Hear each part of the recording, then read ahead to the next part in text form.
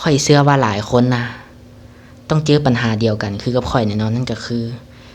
บีเซวันนะมักเด้งให้ใส่ Gmail ใหม่ตลอดก็คือปกติแต่ก่อนนะคันเฮาใส่ Gmail นะเทื่อเดียวแล้วก็แล้วเลยมีแต่ว่าคันเฮาจะเข้าก็คือใส่รหัสแล้วก็เข้าไปเลยแม่นบ่แต่ตอนนี้บ่ฮู้ว่ามันเป็นหยังนะมันละเด้งออกทุกๆครั้งนะที่เฮาจะเข้าไปใช้งาน BCL1 ก็คือต้องได้ใส่ Gmail ใหม่เกือบทุกครั้งเลยนะ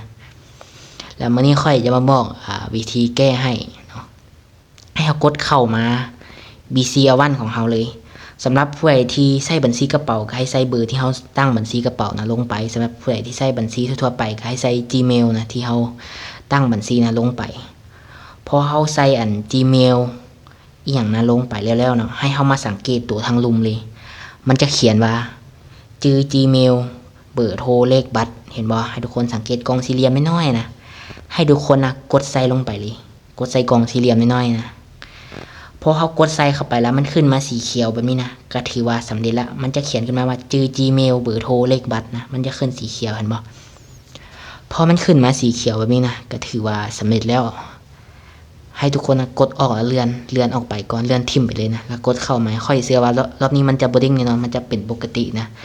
พอเขาจะเข้าก็คือเข้ามีแต่กรอกรหัสใส่แล้วก็เข้า BCL1 เลยมันจะบ่ยากมาใส่ Gmail ใส่เบอร์ทางเทิงอีกนะแต่สำหรับผู้ใดที่ใช้วิธีที่ค่อยนะบอกไปแล้วแต่ว่า BCL1 นะยังเด้งออกอยู่ก็สามารถคอมเมนต์กันเข้ามาได้เนาะเดี๋ยวค่อยจะมาหาวิธีแก้ทางที่2ให้แต่ค่อยนะส่วนของค่อยนะค่อยใช้วิธีนี้ก็คือดีเลยนะแต่ก่อนค่อยนะเข้า BCL1 เท่าใดแล้วแบบมันเด้งออกตลอดนะบ่แม่นมันเด้งแบบเข้าเท่าใดก็คือต้องได้ใส่ Gmail ใหม่ตลอดเลยนะแต่ยังใส่ Gmail อันนี้เฮาใส่แล้วเนาะกดเข้าไปออกมาคันที่เข้าไปใช้โอนเงินอีกอย่างแบบนี้ก็ต้องได้ใส่ Gmail อีกค่อยแล้วบ่เข้าใจเลยค่อยก็เลยมาสังเกตแล้วลองใส่เบิ่งมันได้ผลแท้นะก็เลยว่ามาแบ่งปันความรู้นึง